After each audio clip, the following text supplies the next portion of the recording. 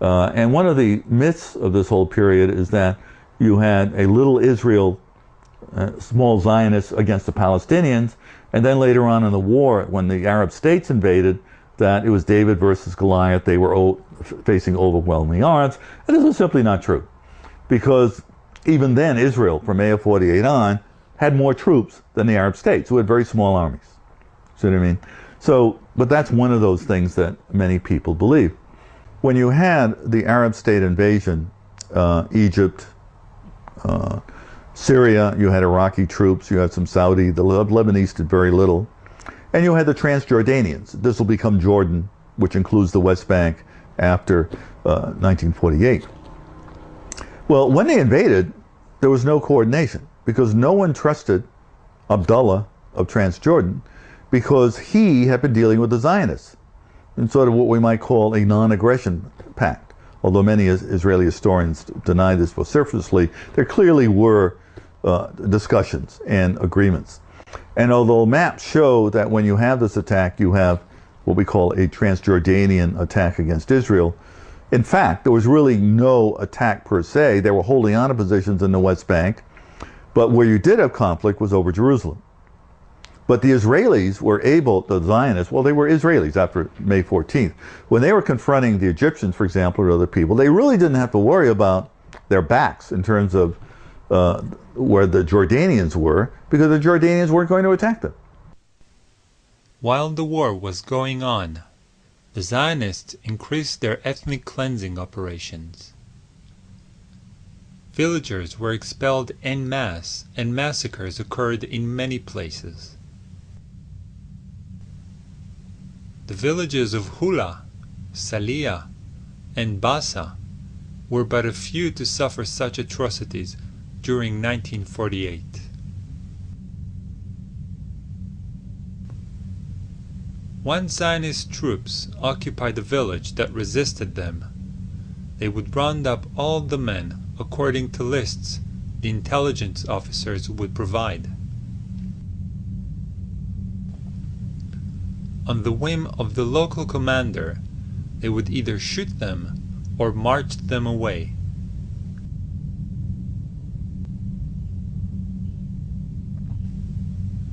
The biggest expulsion and massacre happened in the city of Lid Ramle.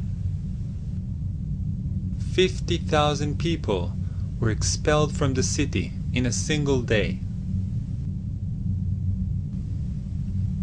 426 men, women, and children were killed by the Zionist forces.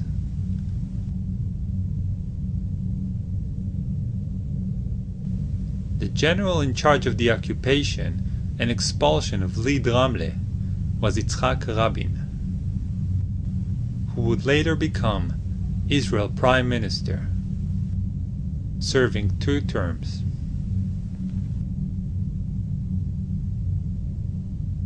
In 1948, the Chicago Sunday Times reported on the Israeli tactics. Practically everything in their way died. Riddled corpses lay by the side of the roads. The New York Herald Tribune wrote, "The corpses of Arab men, women, and even children strewn about in the wake of the ruthlessly brilliant charge."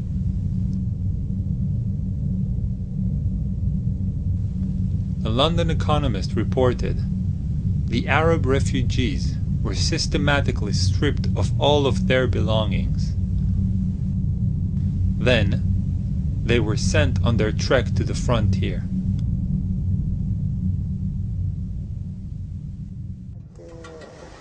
بدهم يطلعونا، صاروا يطخوا. نحن آخر إشي طلعنا على الأرض قعدنا برا وشتاء بتشارين. تشارين شو شتاء عنا، شتاء ما بدناش نطلع، ما بدنا نطلع. اجوا الجيش صفونا، انا بحكي عن بيت اهلي يعني، صفونا كلياتنا هيك وبدهم نرجعون. صرخت لهم امي، قالت لكم دخلكم، نحن بنطلع بنقعد بالشتاء برا وما تقتلوش. فاتوا على البلد هاجموها اخر هجوم، لاقوا غير الختياريات ما كانوش كم وحده، لسه متخبيات بالبلد محل هيك تبان هذا بحطوا فيه تبن للبقر بخزنه. لسه متخبي هو مع الختياريات.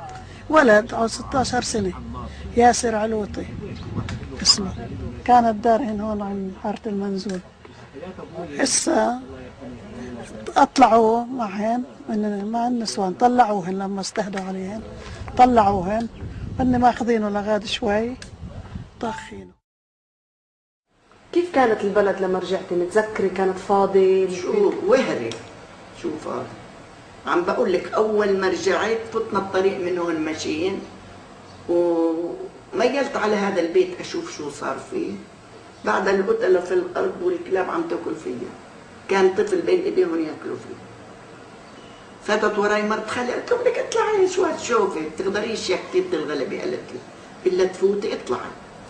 قعدت مدة احلم فيه هذا الولد كيف كانت شكلته. The Arab armies succeeded in occupying several remote Jewish settlements for a few days. They also successfully attacked army convoys. But the final victory, unsurprisingly, belonged to the Zionists.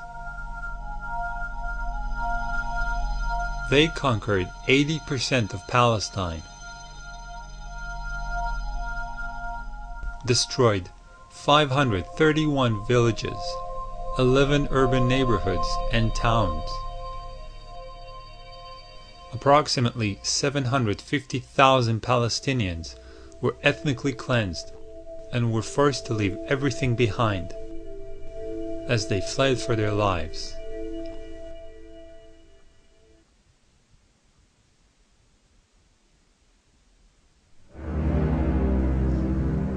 However, the ethnic cleansing didn't stop in 1948.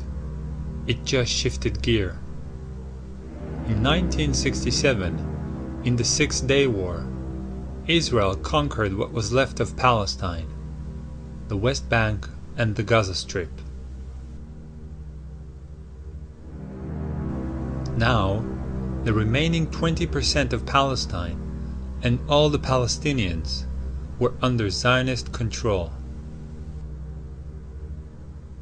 So it was really the whole spectrum of Zionist views from left to right were represented in the government that made the most important decision on the future of the West Bank and the Gaza Strip on the 19th of June 1967.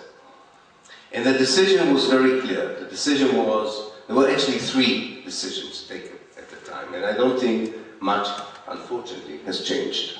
The first decision was that unlike 1948, the Israeli government cannot decide on the mass expulsion of the Palestinians from the West Bank and the Gaza Strip. It was for me, looking at that document, a reaffirmation, if I needed one, that the Israeli political elite was aware of the ethnic cleansing it committed in 1948. So in 1967 they said very loud and clear, we cannot do what we did in 1948. They say it very clearly in their documents. So they can't expel. Not that it prevented them from expelling hundreds of thousands of Palestinians from the West Bank in particular, but also from the Gaza Strip. But this was not similar to the ethnic cleansing of 1948 because it was not a systematic mass expulsion of the people from their country. It was expulsion of locations according to different strategic considerations of the Israeli army that wanted to downsize the number of Palestinians under Israeli control. So the first decision was not to continue the ethnic cleansing of Palestine in the same way that it was committed in 1948. The second decision was that unlike the Sinai Peninsula and the Golan Heights, which the Israelis occupied in 1967 as well, unlike those two territories, which the Israeli government at the time recognized as belonging respectively to Egypt and Syria, the West Bank and the Gaza Strip were part of Israel forever.